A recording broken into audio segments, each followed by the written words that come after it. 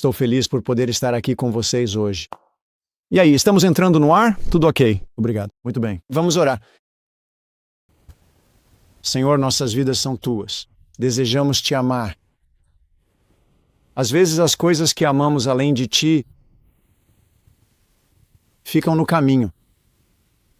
Mas eu oro, Senhor, ajuda-nos a aprender a confiar em ti, aquele que se entregou por nós e que teria feito isso por qualquer um de nós individualmente. Agora, eu oro, Senhor, que esta apresentação edifique e encoraje, desafie e direcione ou corrija conforme necessário. Entregamos estes momentos a Ti agora, em nome de Jesus. Amém. É um prazer estar com vocês aqui nesta manhã. E eu tenho um objetivo. Vou dizer a vocês qual é. Este não será um sermão indutivo. Eu decidi intitular esta mensagem de O Papa e o Presidente. E o objetivo fundamental e o ponto central que quero transmitir a todos vocês hoje é este. O que começou apenas com uma vigília de fim de semana em Roma, acabou se tornando um confronto direto e uma disputa entre provavelmente as duas pessoas mais poderosas de todo o planeta. E a minha principal tese que quero apresentar a vocês hoje é que agora há uma mudança de paradigma colossal no grau de respeitabilidade e influência do Papa. Ele enfrentou a pessoa mais poderosa, que muitos de seu partido não têm coragem de enfrentar, e muitos conseguem ver que há um problema. Portanto, sugiro a vocês que, à medida que avançamos agora, o que estão presenciando é um grande passo no processo de cura da ferida. Então, vamos fazer essa jornada. O grande conflito, ela diz, nosso povo tem sido considerado insignificante demais para ser digno de atenção, mas uma mudança virá. O mundo cristão está agora promovendo movimentos que inevitavelmente chamarão a atenção do povo de Deus que guarda os mandamentos. Os poderes legislativos se oporão ao povo que guarda os mandamentos de Deus. Toda a alma será testada. Escute bem, Jesus nunca lhe dá uma prova que ele não tenha planejado e providenciado para que você a passe. Amém? E a última coisa que eu quero fazer é mostrar que as dores do parto estão se intensificando à medida que nos aproximamos do fim, para não assustar ninguém. Ora, se nossas vidas são muito banais, ou mesmo meio banais, sabe, quando saio para comer, não quero um restaurante banal. Tudo bem? Quando levo meu carro para consertar, não quero um mecânico qualquer. E quando preciso consultar um médico, especialmente não quero um médico qualquer. Não devemos ser um povo nominal. E o mundo saiu na frente de nós, ao nos convidar para um relacionamento de amor com suas bênçãos, assim chamadas, que às vezes realmente são. Muitos sorriram e não acreditaram em mim quando lhes dissemos isso há 20 ou 30 anos. Que o domingo seria imposto a todo o mundo e uma lei seria criada para obrigar sua observância e forçar a consciência. Vemos isso se cumprindo. Tudo o que Deus disse sobre o futuro certamente acontecerá. Tudo o que foi dito se cumprirá. Essa referência é de 1880, precedendo a emenda e o projeto de Lei Blair. Houve conflitos sobre a lei dominical nos anos 1880, com adventistas presos e multados. E claro, graças ao ministério do Espírito Santo, através de A.T. Jones e outros, não vimos isso se cumprir. O protestantismo agora está estendendo as mãos através do Golfo para apertar as mãos com o papado, e uma confederação está sendo formada para eliminar o sinal do sábado do quarto mandamento. O homem do pecado, que instigado por Satanás instituiu o sábado espúrio na infância do papado, será exaltado ao lugar de Deus. Portanto, confederações estão sendo formadas e é algo para ficarmos atentos. A palavra de Deus deu um aviso sobre o perigo iminente. Que isso seja levado a sério e o mundo protestante aprenderá quais são realmente os propósitos de Roma.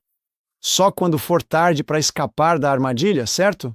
Sejamos negligentes. Ela está silenciosamente ganhando poder. Suas doutrinas influenciam as leis, as igrejas e corações dos homens. Agora quero que você perceba algo. Diz, se isso for ignorado, as pessoas não perceberão até que seja tarde demais. Elas estão na armadilha. Hoje em dia, não fazemos muito uso de armadilhas e laços, e talvez isso seja o melhor, com certeza. Mas se você for pego em algo e estiver preso, sair é mais difícil. Teria sido melhor evitar a armadilha. Digo isso especialmente a quem foi chamado ao ministério do evangelismo público, e há mais pessoas assim do que se imagina. E é o seguinte: seria melhor sermos difamados por quem pensa que pregamos doutrina anti-igreja medieval e anticatólica romana. Seria melhor sermos difamados agora, mas que essa ideia ficasse na cabeça de alguém. Há um confronto entre a lei de Deus e a lei dos homens, consagrada em uma igreja falsa. Isso tudo vem por causa do sábado. Melhor nos odiarem agora por como você ousa falar algo que seja percebido como anticatólico, do que as pessoas chegarem ao fim e tentarem entender o que está acontecendo. Ela nos disse nos slides anteriores. Eles riram de mim há 30 anos quando disse que a controvérsia entre o sábado e o domingo culminaria. Isso ocorreu em 1880, mas digo que isso está voltando agora. Desde o século XIX, estudiosos da profecia nos Estados Unidos apresentam esse testemunho e os eventos atuais aceleram o cumprimento dessa previsão. Ou seja, o conflito sobre o sábado chegou, mas não se tornou uma emenda ou repressão legal à liberdade de consciência. Dirão que homens ofendem a Deus ao violar o domingo, e que esse pecado traz calamidades que só cessarão quando o dia for guardado. A observância será exigida. Agora vou fazer uma pausa neste slide. Vou passar por muitos dos pontos e contrapontos entre o presidente e o Papa. E um dos pontos que vou abordar mais adiante, e que já vou adiantar agora, é o seguinte: em muitos dos comentários contra o presidente, ou pelo menos em alguns deles, eles falam sobre sua inclinação natural para o orgulho, a arrogância e o foco em si mesmo. E um ponto que vou abordar mais adiante do que agora é este: se algo terrível acontecesse no Irã, se uma série colossal de coisas negativas acontecesse a este país e ele fosse levado à ruína, quem seria a última voz a se manter firme em relação a Deus e à moralidade? E então teríamos colocado em movimento o tipo de impulso, o efeito dominó, no qual as pessoas poderiam dizer que é hora de voltar para Deus. É para lá que estamos caminhando. A corrupção política está destruindo o amor pela justiça e o respeito pela verdade. E mesmo na livre América, governantes e legisladores, para garantir o favor público, cederão à demanda popular por uma lei que imponha a observância do domingo. Agora não passe por isso rápido demais. Isso vai se tornar um movimento cultural. E haverá legisladores que se levantarão, advogados que se levantarão, pregadores que realmente vão se levantar, políticos que realmente vão se levantar. E vão dizer: espere um minuto, espere um minuto, espere um minuto. Mas diz que eles vão ceder à demanda popular. As pessoas são volúveis. Se você não acha que as pessoas são volúveis até eu terminar de pregar, você precisa entender que as pessoas são volúveis. Somos seres emocionais e as pessoas agem mais pela emoção do que por tudo. Vemos uma sociedade em regressão que busca segurança. Quando ela é tirada, buscam um meio mais rápido de recuperá-la. O governo americano parece criá-la imprimindo dinheiro ou usando força militar. Ao fim de tudo, restará apenas Deus. Sua voz poderosa permanecerá de pé. A liberdade de consciência, que custou um sacrifício tão grande, não será mais respeitada e se tornará irrelevante. Não importa. Quantos de vocês já ouviram falar do Patriot Act? Quantos de vocês têm idade suficiente para se lembrar de quando era possível andar pelos terminais e ver seus familiares embarcando no avião na porta? Abrimos mão de liberdades que nunca foram devolvidas e ninguém olha para trás. Quando o protestantismo estender a mão ao poder romano e alcançar o abismo para se unir ao espiritismo. E foi sob a influência dessa tríplice união. Aliás, amigos, quando eu era criança, o espiritismo não estava em todo lugar, mas agora você não consegue evitá-lo? Seus filhos estão sendo doutrinados. Você assiste o Rei Leão, o que espero que não faça, mas você vê o Simba, ou seja lá quem for, nem me lembro direito. Todo mundo tem alguém de outro lugar que traz um pouco de sabedoria. Está em todo o programa policial, ou pelo menos já esteve. Romanismo, protestantismo e espiritismo. Eles estão saindo da caixa ou o quê? Sim, estão. Quando, sob a influência dessa união tripla, nosso país repudiar os princípios de sua Constituição como governo protestante e republicano, os dois chifres da besta, e fizer provisão para a propagação de falsidades e ilusões papais, saberemos que chegou a atuação maravilhosa de Satanás e que o fim está próximo. O povo de Deus será lançado naquelas cenas de aflição e angústia que os profetas descreveram como o tempo de angústia de Jacó. Este é o nosso tempo de angústia. Alguém se lembra de como isso era? Ele estava com medo de morrer. E ele tinha todos os motivos para acreditar nisso. Havia 400 homens vindo com seu irmão, e não era para uma festa, e eles estavam armados, e o dia da vingança havia chegado. Ele cruzou o rio Jaboque após separar a família em 2 grupos. Lá, ao se ajoelhar para orar, alguém o agarrou à noite, e ele creu que o dia do juízo chegara algumas horas mais cedo. Ele lutou durante a noite, clamando, sem ceder a mão que estava sobre ele, sem perceber que aquela mão estava ali para ajudá-lo. Quando ele finalmente percebeu, era Deus. Ele se agarrou com todas as forças e disse: "Não te deixarei ir, a menos que me abençoes." Agora escutem, amigos. Poderíamos pregar sobre tudo o que está errado no mundo e o erro profundo que virá. Isso nos tornaria ainda mais filhos do diabo, agindo com medo e insegurança. Mas Deus chama todos nós a dizer: "Não te deixarei ir, a menos que me abençoes." Mas muitas pessoas estão ocupadas demais e querem um atalho. Perguntam, elas buscam ver os degraus, elas querem ver a progressão. Peço aos meus irmãos e irmãs que tenham um espírito nobre, uma vida com as prioridades corretas e confiem mais em Jesus. E, aliás, a maneira mais fácil de aprender a confiar em Jesus é com o seu dinheiro, mas também é com o seu tempo. E o mandamento, a orientação de Jesus é: buscai primeiro o reino de Deus. O nosso tempo de angústia será diferente do mundo. À medida que nos aproximamos do fim dos tempos, haverá uma demonstração externa cada vez maior do poder pagão. Alguns de vocês talvez não leiam isso há algum tempo. Deuses pagãos manifestarão seu poder notável e se exibirão diante das cidades do mundo, e essa descrição já começou a se cumprir. Eu queria saber do que ela falava, mas é melhor pôr seus óculos espirituais e acostumar seus olhos a enxergar a verdade, pois haverá fenômenos físicos tão impressionantes que ver será mais que acreditar. Isso abalará o mundo com um sistema de crenças. Aprendemos a usar o método empírico de medir e provar as coisas. Vai ser possível provar porque falsos anjos vão fazer fogo descer do céu.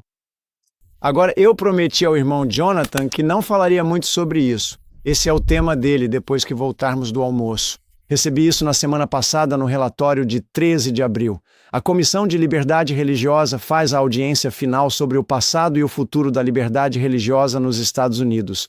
Eles estão deliberando e eu vou subir. Na verdade, o que está acima da foto está nos próximos slides. A audiência de encerramento da Comissão de Liberdade Religiosa de Trump trouxe relatos e debates contundentes sobre ataques a pessoas religiosas pela esquerda secular. Quero que você preste bastante atenção em como isso é apresentado, porque o que vem no próximo slide é o golpe de esquerda do diabo preparando o terreno para todos nós. Esse é Dan Patrick, o presidente. É hora de esclarecer os fatos. Não existe nada como separação entre igreja e Estado na Constituição. Por muito tempo, a esquerda anti-Deus usou essa frase para suprimir pessoas religiosas em nosso país. Agora, há uma meia-verdade e uma mentira colossal. A verdade é que, sim, a esquerda anti-Deus tem usado isso como arma na última geração ou 2. Mas muito antes disso, as pessoas religiosas deste país já entendiam os perigos de unir o poder temporal ao poder religioso, para a imposição do pensamento e das ações das pessoas. Só quero que você saiba, só da semana passada, logo no começo da semana, aqui estamos nós. Isso não existe. E claro, Jonathan vai revisar isso conosco. Essas palavras não estão na Constituição. As chaves deste sangue, este livro é antigo. Se você ler o que dizem seus detratores, eles vão te dizer que não há uma única nota de rodapé nele. E às vezes você não sabe se Martin está escrevendo como um autor sensacionalista de ficção ou como um documentarista interno do que acontece. O homem era um jesuíta, um professor. Ele ocupava um cargo elevado. Este é ele. Um pouco mais adiante. Parece que perdemos uma foto ali. Não sei se estas ainda estão na ordem certa, o que pode ser um problema. Certo, este é ele no fim da vida.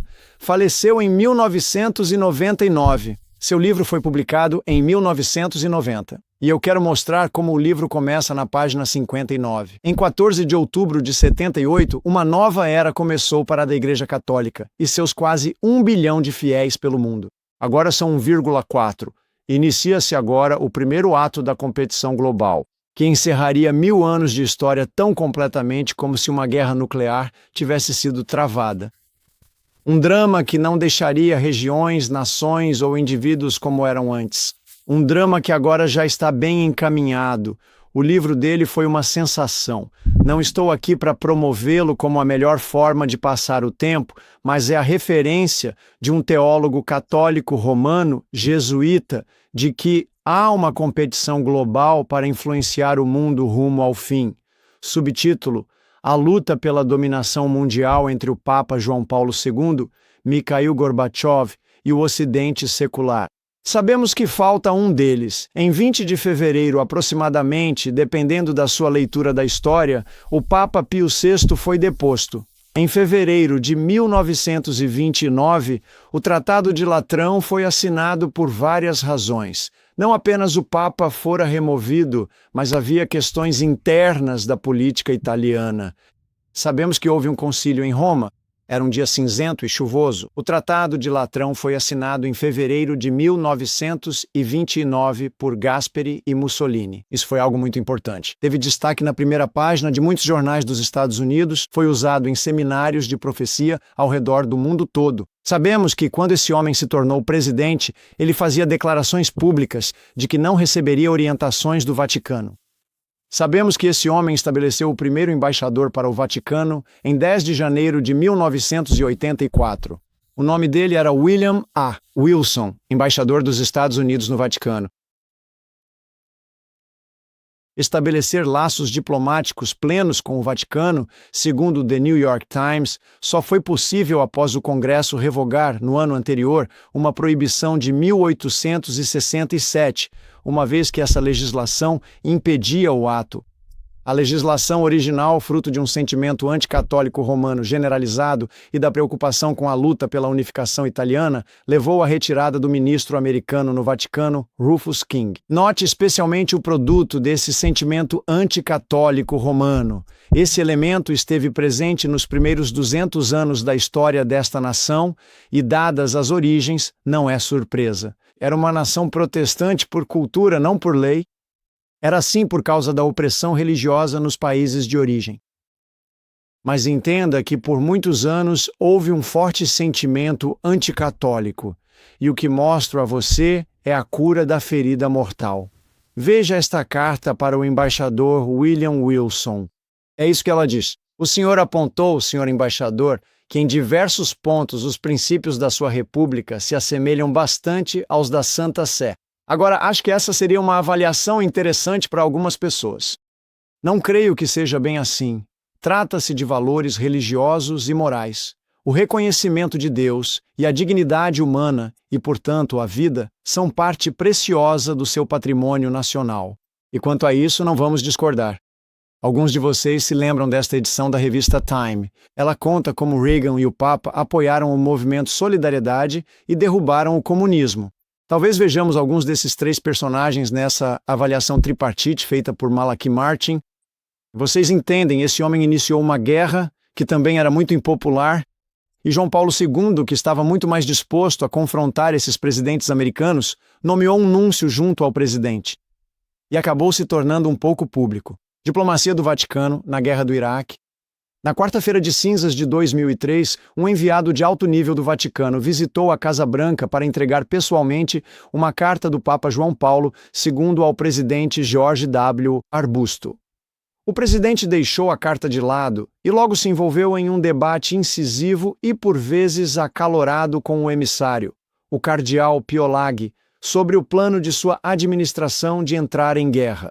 Quando Bush dominou a conversa, Lodi disse a ele: "Eu não vim aqui apenas para ouvir."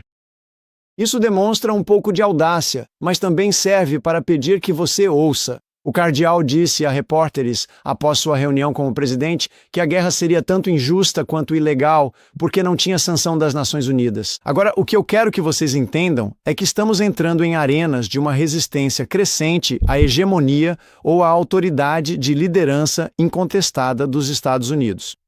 O papado está começando a pressionar um pouco mais forte. Não apenas a ferida está sendo curada, mas o relacionamento é testado. Mesmo que o Papa tenha usado toda a sua influência para evitar a guerra, a reação entre os católicos foi visivelmente fria. Por que destaco isso? A reação entre católicos e protestantes na última semana não parece fria. Tem prestado atenção?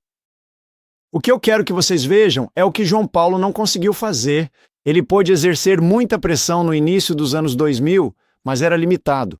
Ele não estava em posição de reconstruir onde estava enquanto subia a montanha, rumo ao topo de quem controlaria a influência moral e talvez a influência política do mundo. João Paulo II era limitado porque a economia americana estava bem. As pessoas estavam muito focadas em suas boas vidas. Elas não estavam muito encantadas com algumas das dinâmicas. Embora George Bush possa ter tido seus problemas, é claro, todo presidente tem, o que quero que você perceba é que uma recepção fria do público em geral muda a latitude, a liberdade e o poder do pontífice. Com a guerra, 3 semanas depois, Logi viu Bush e o arcebispo Edwin O'Brien. O serviço militar enviou uma carta aos católicos dizendo que, pelas complexidades envolvidas, muitas confidenciais, é apropriado que os militares presumam a integridade de nossa liderança. Seus julgamentos para cumprir os deveres militares de boa consciência. Vejam só, o papado acompanhou os Estados Unidos, eles tentaram convencer Bush a não fazer isso, mas no final não houve confronto entre Bush e João Paulo II. O público ficou tranquilo em relação a isso, e simplesmente aconteceu. O bispo católico do Zimbábue enviou uma carta pedindo que Bush recuasse da guerra, mas ela recebeu pouca atenção, talvez porque sua moral estivesse abalada pelo escândalo de abuso sexual no clero, ou porque bispos raramente falam de guerra em suas dioceses. Mostrarei uma imagem para vocês em breve. Não sei se algum de vocês viu o 60 Minutes no último domingo ou há 2 domingos, onde 3 bispos discutiam o tema. Na diocese do Brooklyn, onde vivo, o jornal publicou várias críticas à visão de João Paulo sobre a guerra que escrevi defendendo o Papa. Era estranho ter que defender um Papa da cobertura de um jornal diocesano. Sim, eu diria que isso é estranho. Isso mostra que a cultura está mudando. Avançando um pouco, John Boehner, presidente da Câmara, fez um convite histórico ao Papa Francisco para falar aos Estados Unidos. E há poucos dias, na Basílica de São Pedro, o Papa Leão XIV realiza um serviço de oração e durante o serviço faz algumas declarações. A causa da ira de Trump, vista na postagem do Truth Social, foi aparentemente uma vigília pela paz no sábado com o Papa na Basílica de São Pedro. Na Basílica de São Pedro, em Roma, Leão, o primeiro Papa americano, fato notável, rezou por um reino de dignidade, compreensão e perdão, para servir como um baluarte contra essa ilusão de onipotência que nos cerca e é cada vez mais imprevisível e hostil. Acha que entenderam a mensagem? Mesmo sem citar Trump, a referência do Papa a delírios de onipotência soa como repreensão à arrogância do presidente por iniciar a guerra. Sem nenhuma explicação real ao público e sem fim à vista. Parece que seriam diálogos políticos dentro da nossa própria nação, mas como todo mundo acompanha a política americana, não se engane. Fui à Austrália e Nova Zelândia há um mês. Alguns lá conhecem nosso sistema político melhor que nossos próprios alunos. As crianças estão sendo alfabetizadas na escola pública.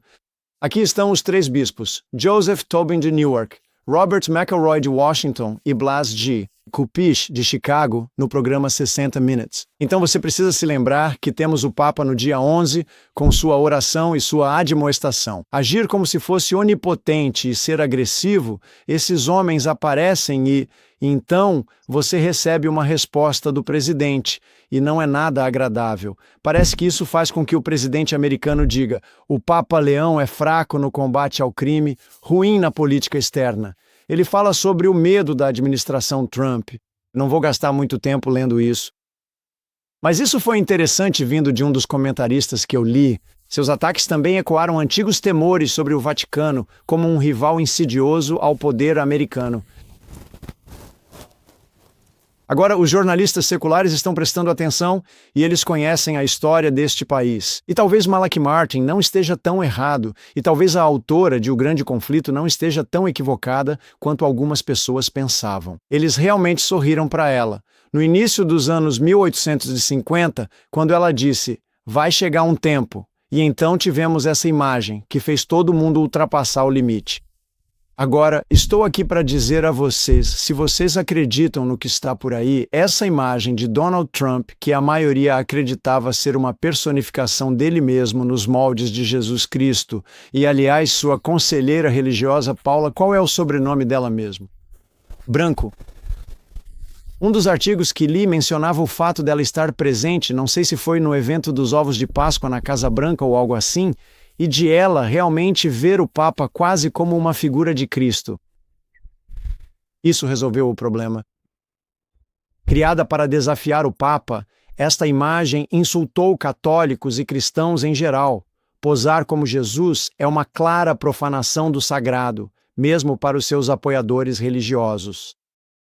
Correram para declarar seu sentimento de traição. Vejam como o clima político pode mudar rapidamente. Tivemos uma grande mudança de paradigma no que vai acontecer politicamente nos Estados Unidos? Não. Estou aqui apenas para dizer que no futuro, quando vozes morais forem importantes, houve uma grande mudança de onde está a moral e a nossa voz no mundo. Vamos ver o que algumas pessoas disseram.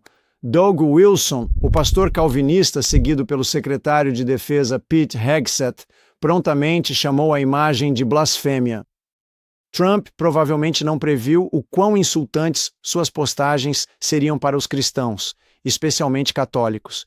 Líderes da Igreja Católica nos Milwaukee, incluindo aqueles que sempre o apoiaram, viram que ele passou do limite. O bispo Robert Barron, da sua Comissão de Liberdade Religiosa, chamou a publicação de totalmente inadequada e desrespeitosa, afirmando que o presidente deve um pedido de desculpas ao Papa. Uau! Essas coisas teriam sido tratadas com tom diplomático, em diálogo nos bastidores, mas em 2026, as pessoas não só começarão a usar os nomes umas das outras. Tudo bem, isso é uma coisa. Quando Francisco vai contar o presidente Trump, claro, tudo isso foi um pouco velado, mas ele se levanta e faz discursos sobre isso. Devemos construir pontes, não muros. Quando estamos construindo um grande muro na fronteira, lá perto do México, tudo isso é velado, mas quero que você entenda uma coisa. As luvas acabaram de cair. E se você não levar nada mais desta mensagem nesta manhã, precisa entender isso. Por algum motivo, de alguma forma, de algum jeito, no grande movimento profético, acabamos de passar de uma dinâmica diferente de relacionamento com um Papa de Chicago muito aberto, que dirá a todos os passageiros do avião, não tenho medo do governo Trump. Uau! É uma imagem que muitos críticos, incluindo alguns que o apoiam, como os Cavaleiros Templários, consideram blasfema. Trump apagou a postagem e depois disse que o considerava um médico, o que não era verdade. Não conheço médicos com mãos brilhantes. Isso é da CNN. Várias dessas fontes têm viés de esquerda e são anti-Trump. Entendo tudo isso, mas quero expressar o sentimento de traição sobre o que aconteceu. A maioria das pessoas teria que olhar para a luz saindo das mãos dele e para ele com sua túnica branca. No final, ele mentiu quando tirou a postagem do ar e disse que parecia um médico. Agora, se você for partidário, se você é partidário na política neste momento, estou te ofendendo. Mas a pessoa que me apresentou e passou os últimos 30, 40 minutos aqui falando, mencionou pregadores que precisam falar a verdade. Então, por favor, desvincule-se de identidades políticas e vamos ser honestos, porque descobri que você pode conversar com a esquerda e a direita se falar honestamente sobre elas, certo?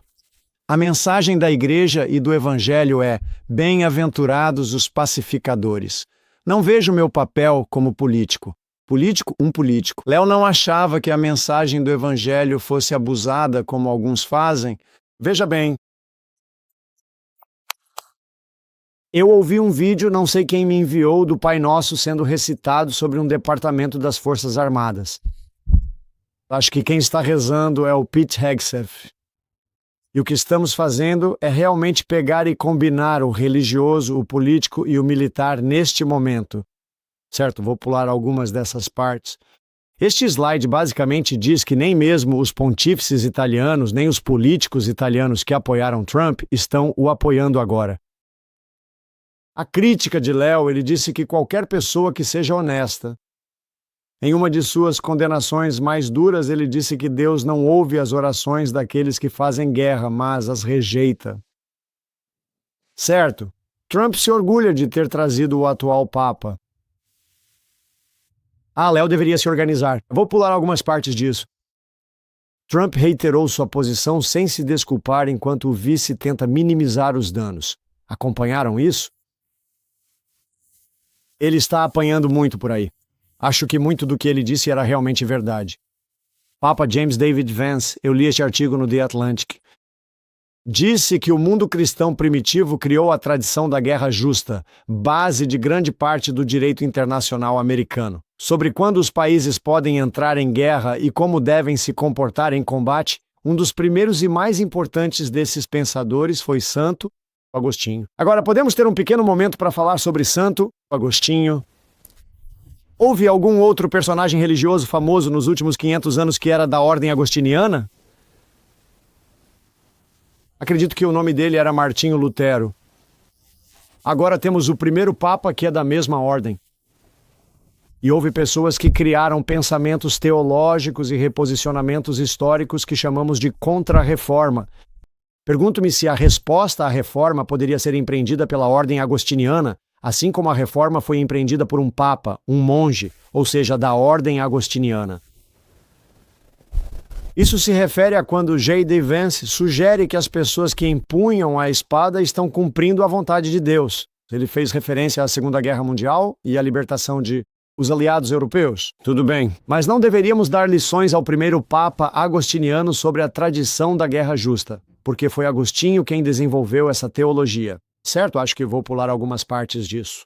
Mas isso foi interessante. Segundo o bispo James Meza, quando o Papa Leão XIV fala como Supremo Pastor, ele não dá só opiniões teológicas, ele prega o Evangelho e exerce seu ministério como vigário de Cristo. Entramos no mundo teológico. E é hora de voltarmos e determinar se Jesus deixou ou não um vigário em seu lugar. Mas isso não é para hoje. Então, no avião, todos os repórteres com o Papa estão tendo diálogos com ele. Ele anda pelos corredores, ele conversa com eles. E isso é parte do que ele disse. Não tenho medo do Trump. E ele continuaria pregando o Evangelho. Isso não me parece nada diplomático. Não me parece nada...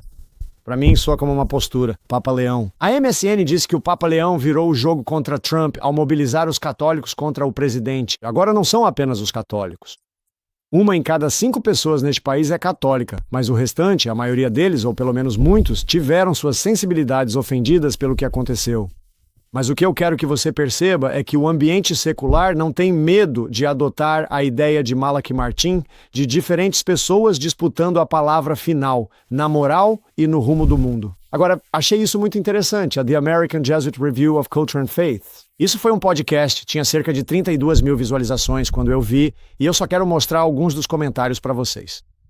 Essa senhora era uma comentarista, o nome dela era Colleen, e ela disse, falando sobre o que aconteceu entre o presidente e o Papa, isso me surpreendeu, porque normalmente, pelo que podemos comparar com o que já aconteceu antes, a resposta comum do Vaticano ou do Papa seria não li ou nada a dizer.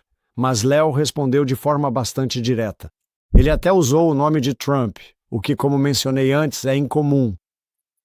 Bem, isso é engraçado porque eu estava conversando com Christopher Lamb, que escreveu um livro sobre o Papa americano chamado American Hope, e ele estava dizendo que essa é a frase que Trump acertou. Ela estava se referindo a isso? Trump é o motivo pelo qual Léo está no... papado neste momento. Ele acredita que, como disse famosamente o cardeal Francis George de Chicago, nunca haverá um papa americano até que os irá ao céu estejam em declínio político. Muito interessante. Você já viu o livro? O que o Papa Leão XIV significa para o que ele significa para igreja e para o mundo. Certo? Aí está. Vamos descobrir o que ele significa. Sim, eu me pego concordando com a opinião do David Gibson. Colin escreveu que ele publicou um artigo de opinião no New York Times, onde disse: sabe, Léo não está procurando uma conversa com Trump. Na verdade, Léo disse a mesma coisa no avião esta manhã. Mas ele está olhando além de Trump. Certo?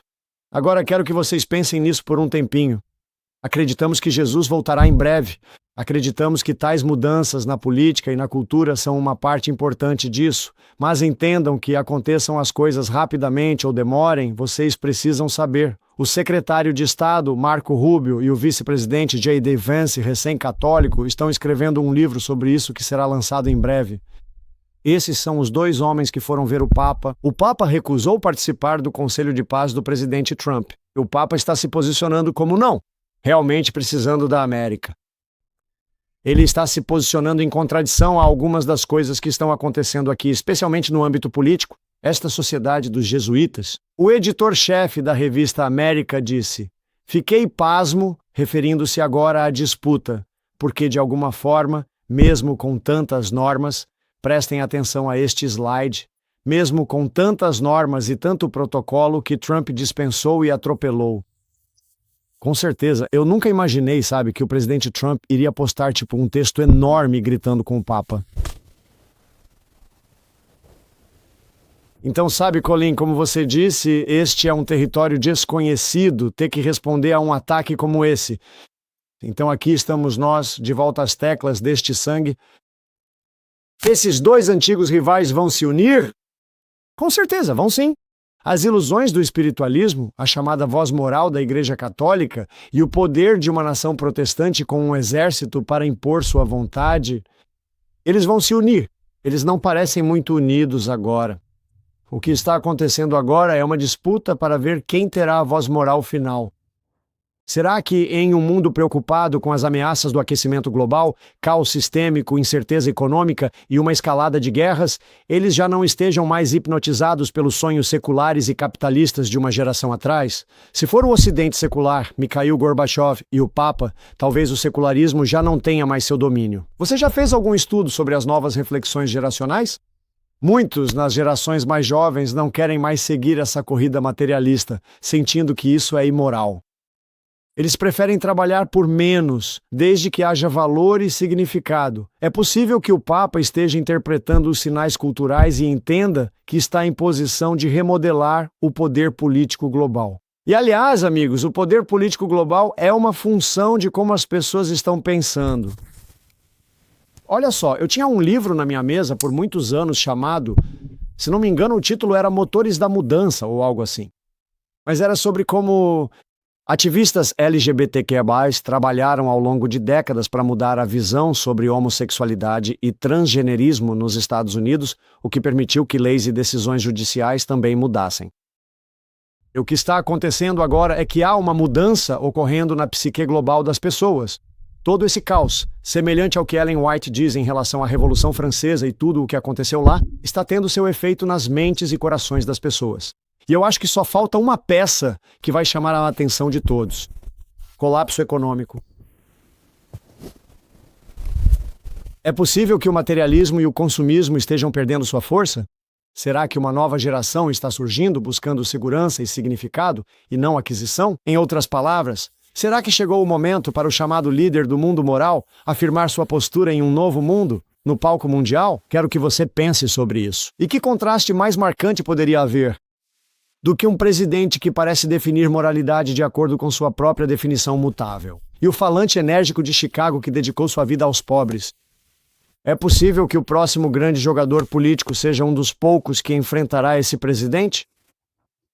E já que o Papa abordou a arrogância e o orgulho do presidente, o que aconteceria se alguma catástrofe global inesperada colocasse a América de joelhos? A quem o mundo buscaria então por orientação moral? Viu o artigo Fé e Crimes? Por que os pecados de Trump não importam para sua base religiosa? Só o título já deveria chamar sua atenção. Por que evangélicos, católicos e nacionalistas cristãos seguem apoiando um líder que incorpora o que suas fés rejeitam?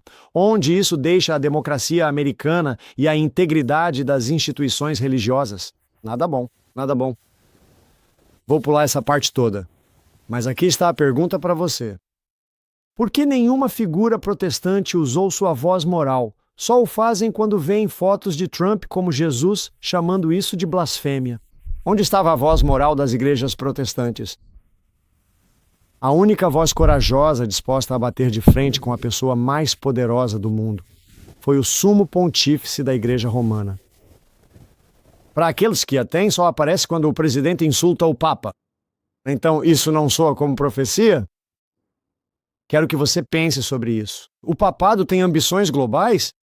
Ele mudou fundamentalmente desde os tempos em que exercia poder político e religioso em detrimento da liberdade individual? Ou o Vaticano está esperando o momento certo para se reafirmar como o único líder mundial legítimo? A ferida de Berthier continua a cicatrizar?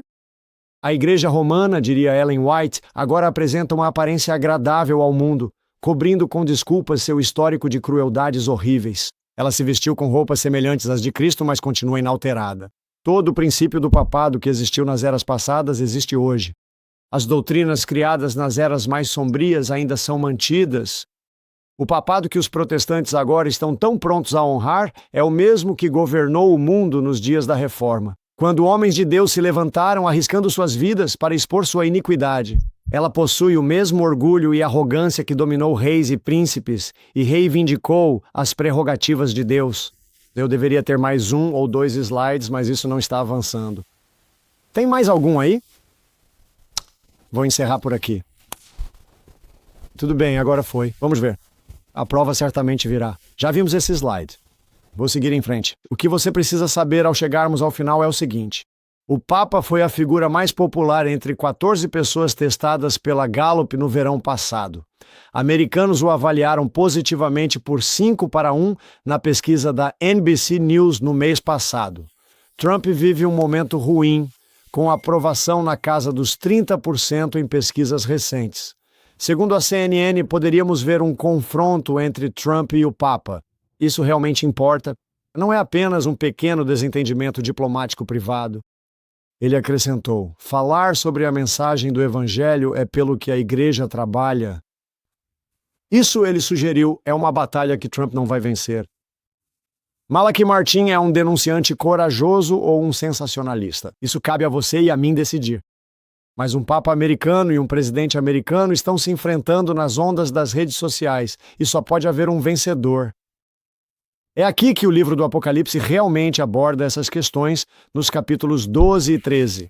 Vi uma de suas cabeças como se estivesse ferida de morte, mas a sua ferida mortal foi curada. Diz que todo o mundo se maravilhou após a besta. Eu deixo você com este pensamento final de Apocalipse 14:4. Mas há um grupo que segue o Cordeiro por onde quer que ele vá. Que possamos segui-lo em nossas vidas diárias para que nossa experiência religiosa não se desvie. Nossa profissão religiosa. Vamos orar. Senhor, acredito que vimos uma mudança de paradigma em como essas figuras poderosas se relacionam. Se o tom voltará a ser diplomático ou não, eu realmente não sei. Mas parece que o Papa que está no pontificado atualmente sentiu que era o momento certo para declarar abertamente e de forma clara encarar o conflito como algo perfeitamente aceitável e compreensível. Algo que absolutamente ninguém parecia ter tido a coragem de fazer antes. E agora o mundo inteiro está falando sobre isso. Estou orando, Senhor, que possamos compreender as ambições, a natureza imutável e o chamado para começar a dar esta mensagem de que está vindo um conflito. A lei de Deus, de todos aqueles que afirmam que o quarto mandamento já não é mais o grande relacionamento, o convite sagrado é a mais profunda dinâmica de selar, unir e ligar um cristão a Deus, representando um compromisso e uma revelação de lealdade ao seu reino celestial de forma eterna. Prepara-nos, Senhor. Ajuda-nos a simplificar nossas vidas, como João Batista, a deixar que o Senhor tire delas aquilo que não deveria estar ali. E eu oro para que nossos olhos sejam abertos para compreender. Em breve, muito em breve, veremos o Rei, em cujo nome agora oramos. Amém?